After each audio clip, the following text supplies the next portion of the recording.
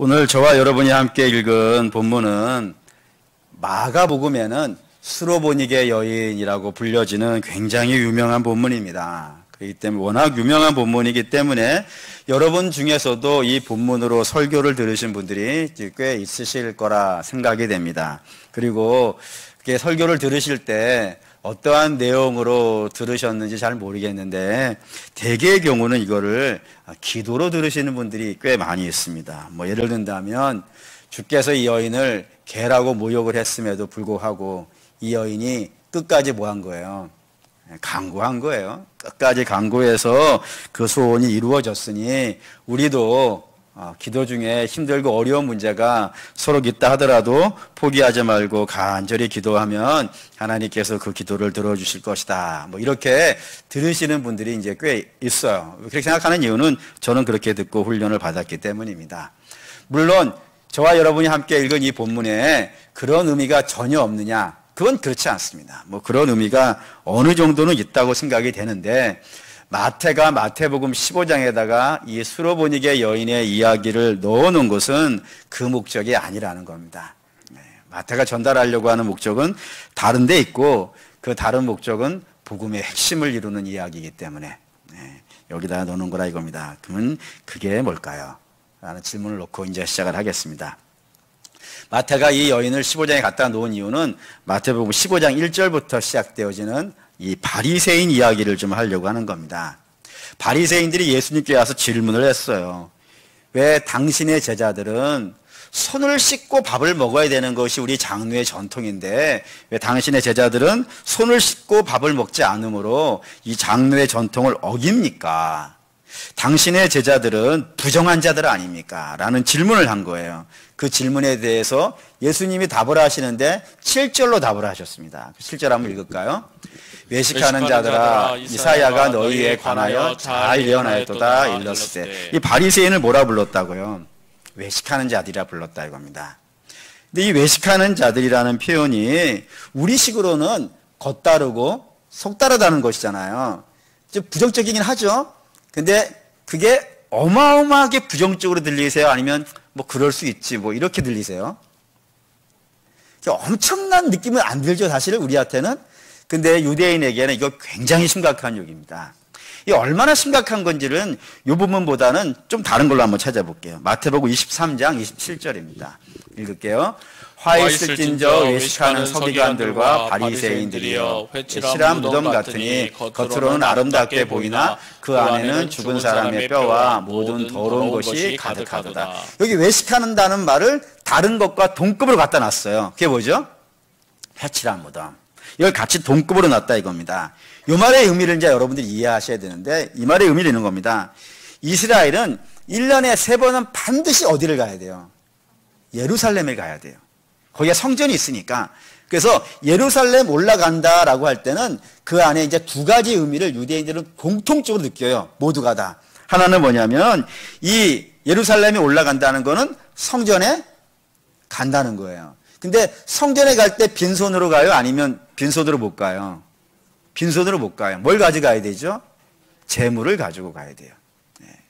그러니 성전 올라간다 그러면 모두가 다 생각하는 거예요. 두 손 바리바리 양 메고 이렇게 올라가는 그림을 그려요. 그리고 또 하나 성전에 올라간다고 했을 때는 이 올라가는 길이 산길이고 굉장히 험해요. 그러니 당연스럽게 어떻게 이해하냐면 재물을 가지고 험한 길을 올라간다고 생각을 하는 거예요. 성전에 간다 그러면. 그래 한번 생각해 봅시다. 재물이 많아요. 금도 있고 은도 있고 막 있어요. 그리고 그 길을 좁고 협착한 이 산길을 통해서 올라가면은 거기에 누가 있을 것 같으세요? 이게 있을 것 같죠? 대화로 같이 아무것도 없고 막 불 밝혀 있으면 강도가 어디 있겠어요. 근데 길은 좁고 재물은 많으니까 이 예루살렘 올라가는 길에는 산적들이 많았다고 합니다. 그 산적들이 뭐를 노리겠어요? 재물을 노릴 것이고 재물 달라 그러면 안 주니까 어떤 일이 벌어지겠어요? 싸움이 있고 주로 누가 이길까요? 그 강도가 이겨요. 그래서 성경은 이렇게 씁니다. 누가복음 10장 30절에 예수께서 대답하여 이르시되 어떤 사람이 예루살렘에서 여리고로 내려가다가 강도를 만나매 강도들이 그 옷을 벗기고 때려 거의 죽은 것을 버리고 가더라. 예루살렘 올라가는 길이에요. 여기에서 누구를 만났다고요? 강도를 만나서 어떤 일이 발생된 거예요? 거의 죽도록 맞았다. 그럴 수 있는 길이 어디라고요? 예루살렘 가는 길이에요. 그런 일이 있더라 이겁니다. 그래서 종종 이 예루살렘 올라가는 길에는 사람이 강도 만나가지고 죽어서 이렇게 길거리에 쓰러져 있는 사람들이요. 있는 거예요. 뭐 매번 있다고는 할 수는 없겠지만 그런 일들이 이제 종종 있어요. 근데 문제는 이 사람이 살아있으면 상관없지만 만약에 죽은 사람이에요. 죽은 사람이 여기에 있는데 내가 지나가다가 그 사람하고 성전 올라가다가 접촉하는 일이 발생되면 어떻게 되겠어요? 성전 못 가는 거예요. 여기 오려고 지금 며칠을 걸어왔어요. 그렇잖아요? 우리 같이 뭐 아침에 씻고 이렇게 뭐 차 타고 한 5분이면 올 수 있는 그런 거리가 아니라 당시 2000년 전이니까 뭐 3000년 전이고 성전 세워지고 올라다닌 길이었으니까 거기 오려면 다 걸어서 와야 되고 걸어서 가려면 며칠을 와야 되는 거예요. 그것도 언제예요? 다 농사 짓는 기간이에요. 보리 추수하고 밀 추수하고 과일 추수하는 그걸 포기하고 가는 거예요. 그러니 여기 올라가야겠어요? 안 가야겠어요? 무슨 일이 있어도 가야 돼요. 그렇기 때문에 시체랑 접촉을 하면요 안 되는 거예요. 그러니 시체가 누워있으면 다 피해가요. 그러니 그 시체가 이렇게 널브러져 있는 상태로 있으면 되겠어요? 안 되겠어요? 안 되는 거예요. 누구라도 건드릴 수는 없지만 그걸 그대로 방치하면 너무 험하잖아요. 누군가 와서 덮어주는데 누가 와서 덮어주냐면 제사장들이 덮어주게 돼 있어요. 자기 내려가면서. 그러니까 여기서 이제 혼나는 이유는 안 덮어주고 갔다는 거겠죠. 덮어주고 가야 돼요. 덮어주고 가면서 여기가 시신이 있는 곳이라는 거를 다른 사람이 알게 해줘야 돼요. 그래야 무덤에라도 스치면 못 들어가는 거 아니겠어요. 죽음에 접촉한 거니까. 그래서 그 무덤에다가 뭐를 뿌려요? 해를 뿌려요. 여기 겉은 멀쩡한데 속은 뭐가 있다고요? 썩어가는 시신이 있으니까 여기를 피해야 성전에 갈 수 있습니다. 그렇지 않고 부지 중에 여기에 걸리면은 아무리 재물 갖고 오고 아무리 며칠 걸어왔어도 성전에는 못 들어갑니다라고 하는 표시를 남겨놔야 되는 것이 회칠한 무덤이에요. 근데 예수님이 그 회칠한 무덤을 외식에 갖다가 붙여놓으셨단 말입니다. 고로 예수님이 바리새인에게 너희는 외식하는 자다라고 말씀하시는 것은 너희는 겉은 멀쩡한데 속은 어떻다고요? 썩어가고 있다 이거지. 그러니 여기에 접촉한 사람도 성전 못 가요. 그렇잖아요? 여기에 접촉한 사람도 못 가니까 당연히 이 썩어가는 회칠한 무덤은 어디에 있어야 되는 거예요?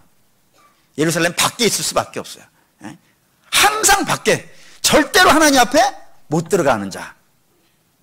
그러니까 주님께서 그렇게 부르신 거예요. 그러니까 주님이 바리새인에게 너는 회칠한 무덤이야, 너는 외식하는 자야 라면 속 다르고 겉 다른 정도가 아니라 너는 하나님께 받아들여질 수 없는 사람이야.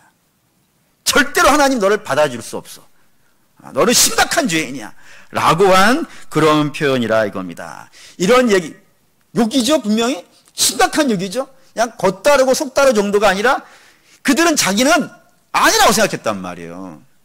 자기들은 하나님이 받아줄 수 있는 사람이라 생각했는데 하나님이 절대로 못 받아주는 사람이다라고 했으니 얼마나 뭐 분이 넘치겠어요. 그래서 마태복음 15장 12절 읽겠습니다.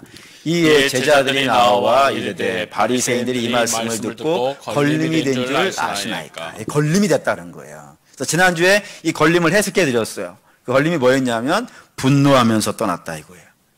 우리 같은 사람을 외식하는 자라고 불러? 우리 같은 사람을 회칠한 무덤이라고 불러? 우리 같은 사람을 하나님께 갈 수 없는 사람이라고 불러? 우리를 죄인이라고 불러? 율법의 수호자인 우리를 얼마나 분이 넘친지 아시겠죠? 이를 갈면서 떠나버리게 됐다 이겁니다. 자존심 상하고 기분 나쁘고 용서할 수 없었던 거예요. 그래서 떠났다 이겁니다. 근데 그런 바리새인에 비해서 이 가나안 여인은 어떠냐? 이걸 비교하고 싶은 거라 이거예요. 마태는. 어떻게 이야기하시는 행자냐면 이래요. 이 여인이 예수님을 부릅니다. 뭐라고 불렀을까요? 다윗의 자손이요. 읽어봅시다. 22절. 읽겠습니다. 가나안 여자 하나가 그 지경에서 나와서 소리질러 이르되 주 다윗의 자손이여 나를 불쌍히 여기소서 내 딸이 흉악하게 귀신 들렸나이다. 주를 두 가지로 불렀어요. 우선 주라고 불렀어요. 주. 주라는 것은 헬라어로 큐리오스라고 불리는 단어인데 이 큐리오스는 주는 누가 부르는 거냐면 종이 불러요. 종이 주를 부르는 거예요. 그때 주라고 불렀을 뿐만 아니라 더 나아가서는 다윗의 자손이여라고 불렀다고요. 다윗의 자손이란 말은 두 가지 의미를 동시에 가져요. 하나는 다윗의 직분이 뭐죠? 왕이에요. 그럼 다윗의 자손은 뭐겠어요? 왕이에요. 그리고 다윗의 자손은 메시아이기도 해요. 그러니까 이 여인은 예수님을 향해서 당신은 나의 주님이시고 당신은 나의 왕이시고 당신은 나의 구원자입니다라고 부른 거예요. 삼중으로 불렀다 이거예요. 이렇게 불렀으면서 주님 나를 좀 도와주십시오 라고 얘기했는데 이 여인은 예수님을 최대한 존칭을 한 거예요. 자기가 할 수 있는 최대한의 존칭을 했는데 예수님이 어떻게 하신 거예요? 반응이 너무 차가운 거예요. 23절 있습니다. 예수는 한 말씀도 대답하지 아니하시니 제자들이 와서 청하여 말하되 그 여자가 우리 뒤에서 소리를 지르오니 그를 보내소서. 한마디도 대답하지 아니하고 너무 차갑게 얘기하는 거예요. 그래서 제자들이 오히려 이 여인 예수님에게 말을 해요. 예수님, 저 여자가 소리 지르잖아요. 시끄럽고 귀찮으니까 대충 좀 들어서 좀 돌려보내시죠 라고 이 제자들이 얘기했어요. 그런데 그렇게 제자들이 얘기했음에도 불구하고 예수님의 반응은요 더 차가워졌어요. 24절 있습니다. 예수께서 대답하여 이르시되 나는 이스라엘 집에 잃어버린 양 외에는 다른 데로 보내심을 받지 아니하였노라. 더 차가워졌죠. 그냥 아무 말도 안 하는 것보다는 더 나아가서 나는 저 사람하고는요 관계가 없다 이거예요. 전 내 양이 아니라 이거예요. 나하고 상관없는 자라고 동심해졌어요. 그런데 이 여인이 그 상황에서 포기하지 않고 자존심 상할 만한 상황이잖아요. 매우 기분 나쁠 만한 상황이잖아요. 그런데도 불구하고 이 여자가 더 소리를 지릅니다. 제발 좀 나를 불쌍히 여겨달라고, 좀 도와달라고. 그러자 등장한 말씀이 26절입니다. 26절 대답하여 이르시되 자녀의 떡을 취하여 개들에게 던짐이 마땅하지 아니하니라. 예. 내 양이 아니다 정도가 아니라요. 전 개다라고요. 전 개다. 개 같은 여자다라고요. 유대인에게 우리는 뭐 개 이뻐할 수 있겠지만 성경에서는 개는 굉장한 거부감입니다. 자기가 토한 거를 먹는 아주 지저분한 짐승의 대표적인 것이고 그리고 절대로 용납되어지지 않는 것이고 멸망당할 이방인들에게나 붙이는 그런 사람이 할 수 있는 욕 중에서 제일 큰 욕이 이 개라고 불리는 거예요. 이게 주께서 그렇게 부른 거예요. 이제 비교가 되죠. 바리새인에게 주께서 외식하는 자다라고 얘기한 것은 너희는 하나님께 받아들여 줄 수 없는 철저한 죄인이다라는 표현이고 또 이 여인에게 개라는 건 역시 주님께 받아들여 줄 수 없는 그런 이방인이라는 거예요. 똑같이 매우 심각한 요구를 한 거예요. 근데 여러분 이제 생각해 봅시다. 어느 쪽 욕이 더 셀까요? 너는 외식하는 자다. 너는 개다. 똑같다 이거예요. 도찐개찐이다 이겁니다. 똑같이 하나님께 받아들여 줄 수 없는 죄인이다라고 주께서 유대인에게도 얘기하신 것이고 이 이방인에게도 얘기했다고요. 근데 뭐가 문제냐면 이 유대인은 이렇게 이야기를 듣자 너는 죄인이다라고 얘기 듣자 어떻게 했다고요? 떠나버렸다고. 근데 이 여인은요 27절 할 때가 27절 읽습니다. 여자가 이르되 주여 올소이다마는 개들도 제 주인의 상에서 떨어지는 부스러기를 먹나이다. 이렇게 했다 이거예요. 떠나버리지 않고 오히려 뭐라 그랬냐면 주님 맞습니다. 저 개 맞습니다. 저 개는 맞고요. 그래도 개도 주인의 밥상에서 떨어지는 것 정도 부스러기는 얻어먹을 수 있지 않습니까? 그러니 제게도 그 부스러기라도 좀 먹을 수 있도록 주인의 밥상에서 떨어지는 그 부스러기라도 좀 먹을 수 있도록 도와주십시오 라고 얘기했다 이거예요. 그러니까 마태는 이 여자가 얼마나 간절했느냐를 이야기하려는 것이 아니라 왜 바리새인은 똑같은 욕을 듣고도 가버렸는데 이 여자는 왜 똑같은 욕을 들었는데도 불구하고요 남아서 그걸 인정하냐 이거예요. 뭐가 달라서 어떠한 차이가 있길래 한 사람은 떠나고 한 사람은 남았냐 이거예요. 이걸 두 가지로 설명하는 겁니다. 이 두 가지가 복음을 이루는 핵심이에요. 첫 번째가 뭐냐면은 예수님이 누구냐는 거예요. 예수님이 누구냐? 예수님을 누구라고 이해했냐 이거예요. 우선 바리새인들이 어떻게 있나 볼까요? 2절 있습니다. 당신의 제자들이 어찌하여 장로들의 전통을 범하나이까? 떡 먹을 때에는 손을 씻지 아니하나이다. 여기에서 이 바리새인들은 예수님을 누구라고 이해했다고요? 당신, 헬라어로 슈라고 하는 건데 이게 무슨 뜻이냐면은 예수님도 제자가 있고 자기도 제자가 있는 거예요. 그러니 예수님하고 자기는요 동급이에요. 동급. 그래서 이 동급이기 때문에 나도 따라야 되는 것이 있고 예수님도 따라야 되는 게 있어요. 그게 뭐예요? 장로의 전통. 이 밑에 있는 거예요. 이 장로의 전통이라고 하는 이 전통 밑에 나도 있고 당신도 있는 거예요. 근데 나는 그걸 따르는데 당신은 왜 안 따르냐 이거예요. 그러니까 당신으로 이해했다고. 당신. 동급으로. 그러니 그 동급이 자기에게 책망을 했으니 어떻게 된 거예요? 용납이 안 되는 거죠. 똑같은 자가, 나하고 별반 다르지 않은 자가 어쩌면 나보다 못할 수도 있는데 그 못한 자가 나를 향해서 하나님께 갈 수 없는 자다, 하나님이 받아들여 줄 수 없는 자라고 욕을 했으니 용납이 안 되는 거예요. 근데 반면 이 여인은 뭐라고 했다고요? 다윗의 자손이라고, 왕이라고, 메시아라고 불렀다고요. 근데 여러분, 그럼 이 메시아라는 분은 어떠한 거를 메시아라고 할까요? 어떠한 일을 하시는 분을? 이걸 읽을까요? 이사야에 있는데, 이사야에 있는 내용을 이 이방인이 알고 있던 게 놀라워요. 읽겠습니다. 이는 한 아기가 우리에게 낳고 한 아들을 우리에게 주신 바 되었는데 그의 어깨에는 정사를 메었고 그의 이름은 기묘자라, 모사라, 전능하신 하나님이라, 영존하시는 아버지라, 평강의 왕이라 할 것이니라. 그 정사와 평강에 더함이 무궁하며 또 다윗의 왕자와 그의 나라에 군림하여 그 나라를 굳게 세우고 이후로 영원히 정의와 공의로 그것을 보존하실 것이라. 만군의 여호와의 열심히 이를 이루리라. 다윗의 왕자에 앉으시는 분이 이 세상을 통치하시는데 이 세상을 통치하는 방식이 두 가지라 이거예요. 하나는 뭐? 정의. 또 하나는 공의. 독재자들은 뭘로 다스려요? 포악과 강포함으로 다스려요. 폭력으로 다스려요.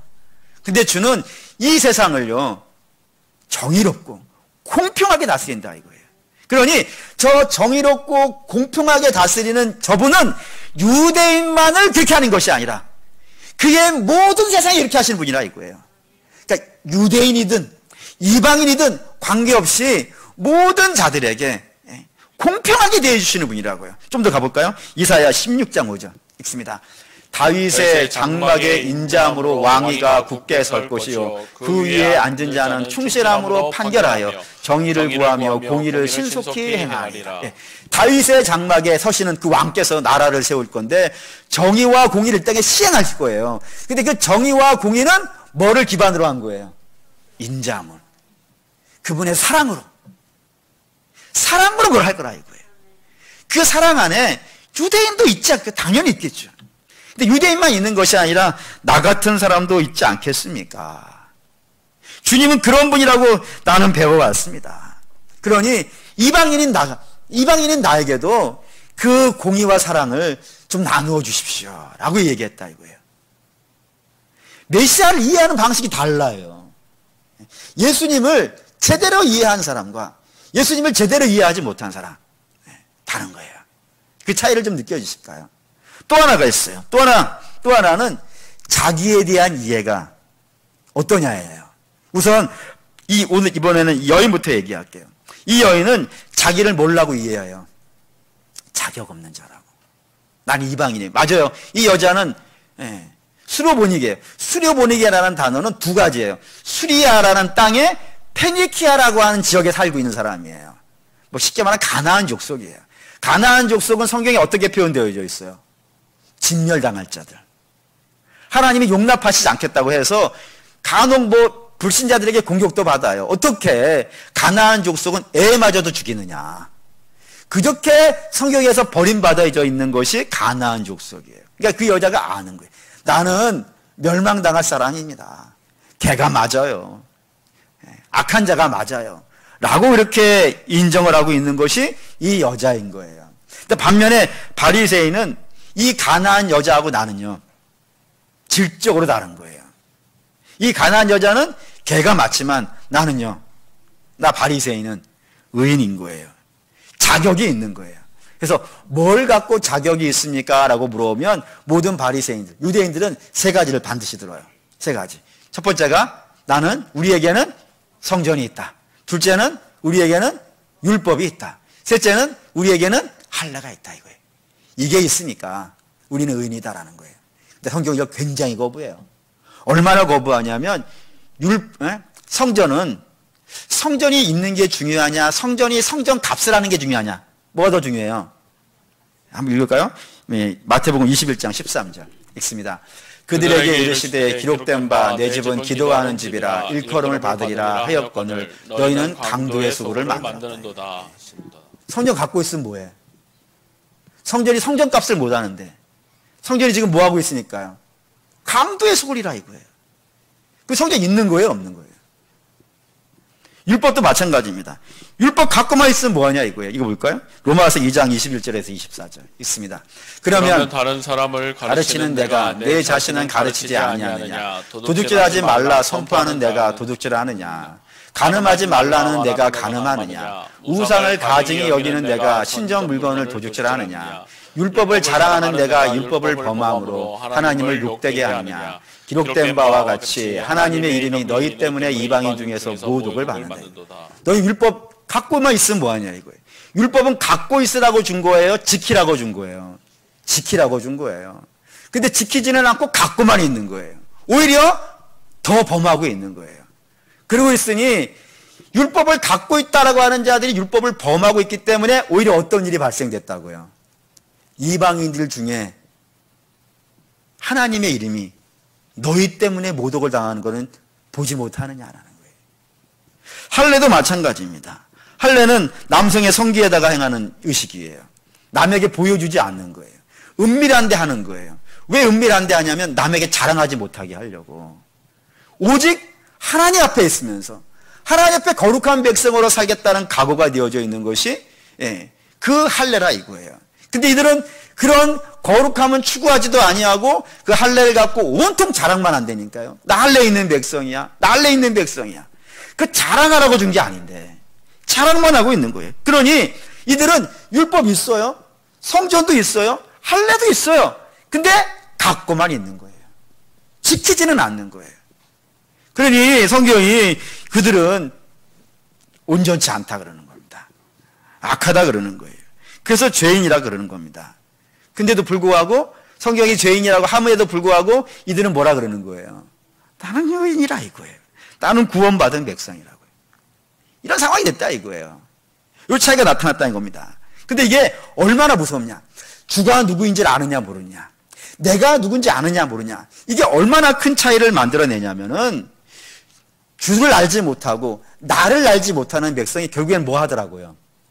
십자가를 부인하더라는 겁니다. 예수님을 떠나더라 이거예요.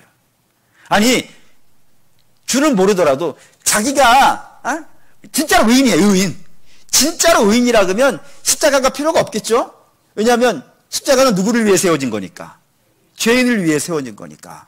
자기가 진짜로 의인이면은 십자가가 필요 없죠. 근데 그런 의인이 있다 없다? 없다 이거예요. 모든 사람이 죄를 범하였음에 그렇게 돼 있어요.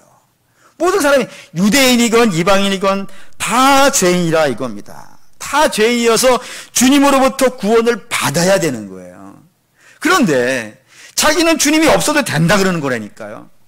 나는 없어도 된다고. 나는 의인이니까.